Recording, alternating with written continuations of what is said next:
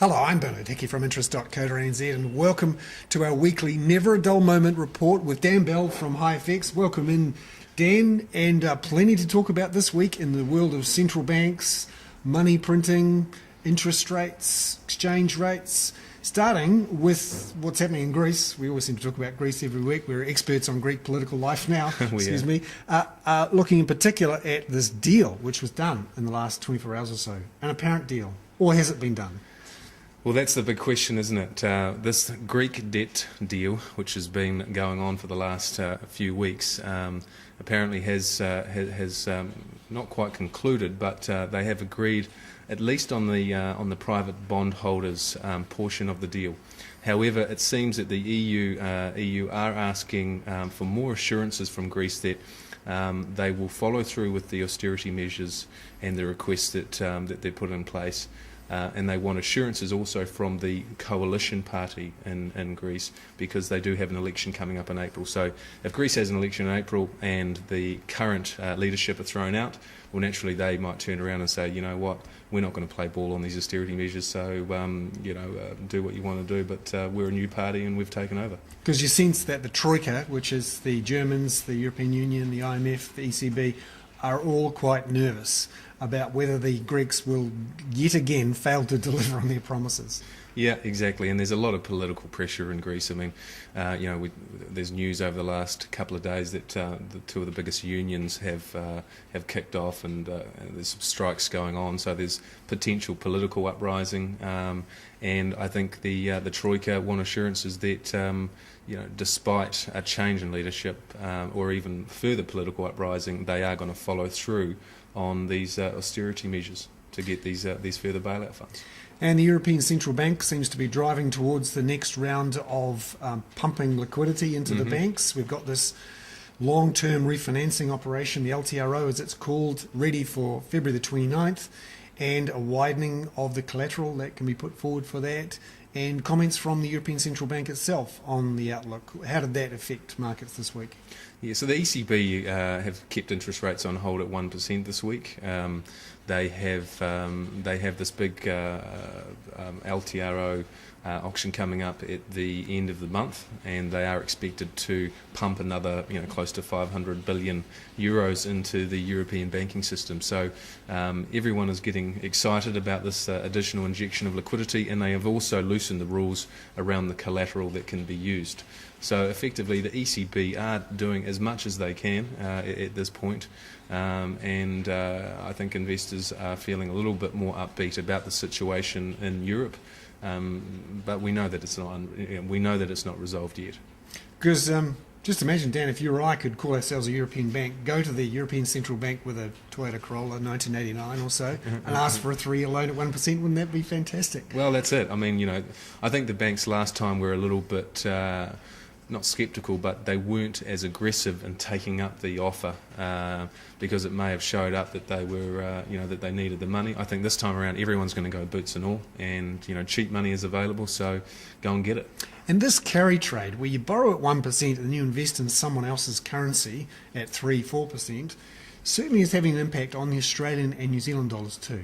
Yeah, big time. I mean, we have been effectively the best performing currencies in the developed currencies over the last 6 weeks.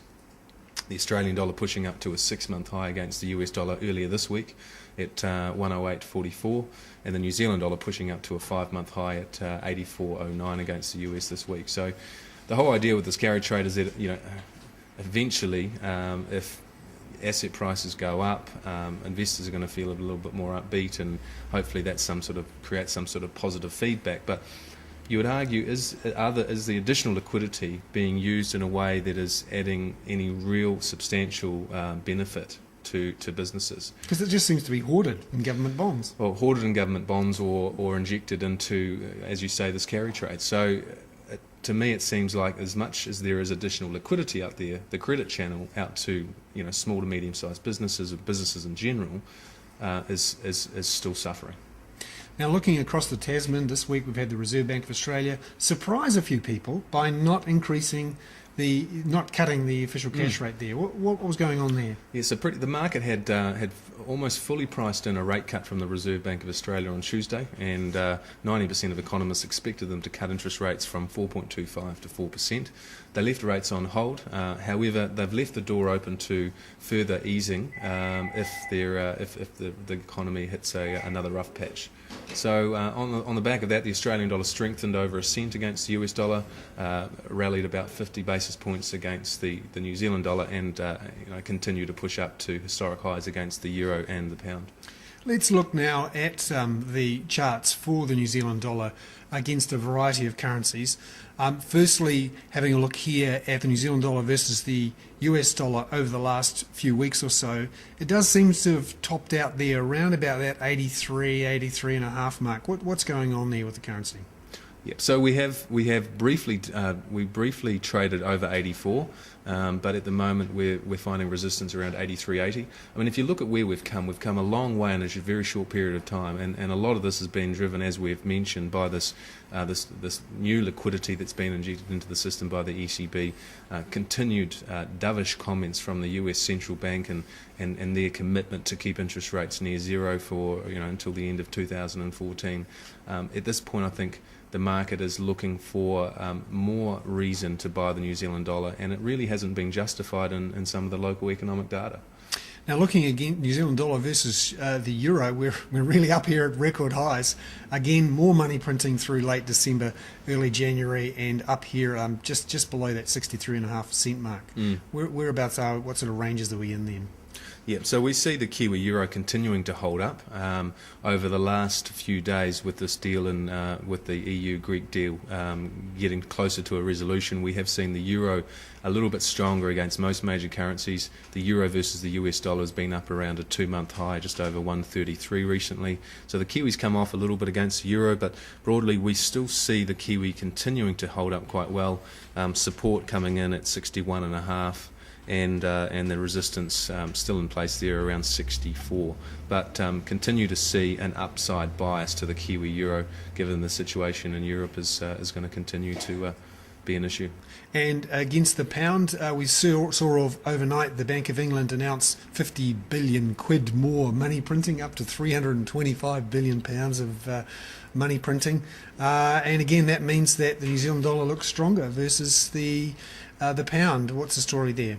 Yep, again, the Kiwi dollar continues to trend up against the pound.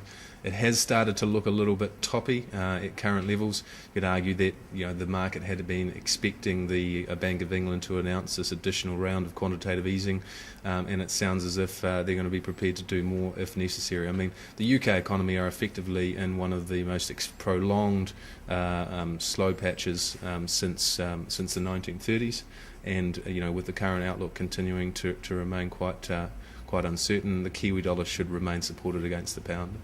And just finally, against the Australian dollar, with that action this week, with the Reserve Bank of Australia leaving rates on hold, hasn't been as strong against the Australian as it has against some of the other currencies.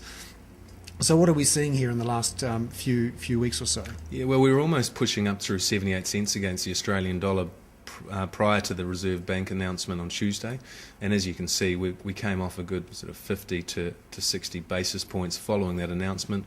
We have settled back around sort of 77.30, 77.40 when I left the office. The situation with the Kiwi Aussie is that it is still very much down at the bottom end of any historical range, and you could argue that whilst the RBA's kept rates on hold this week, they still have an easing bias. We don't expect the Reserve Bank of New Zealand to be cutting rates anytime soon. They may stay on hold, so we do think the Kiwi has some more upside potential against the Australian dollar in due course. Because just looking at a longer term chart, there really is a bit of a trend here in the New Zealand dollar versus the Australian dollar, in a way reflecting the differences between our economies, where we just haven't been growing as strongly as these. Yeah, absolutely, and I think the currency does reflect the fundamentals. I think naturally the Australian dollar pays 4.25, that's what the cash rate is. New Zealand currently at 2.5. So, but as if our cash rate obviously goes up and Australia's continues to fall, then that's going to squeeze that interest rate differential, and potentially if this Christchurch rebuild finally kicks off at some stage, then we could have some good follow through in the economy in New Zealand. But it's still pretty patchy out there in New Zealand. So there we have it, the weekly Never a Dull Moment report there with Dan Bell from HiFX. Thank you very much for coming in. We'll be back in a week's time where we look at what's happening on the world's economies, currencies and with central banks. I'm Bernard Hickey for interest.co.nz.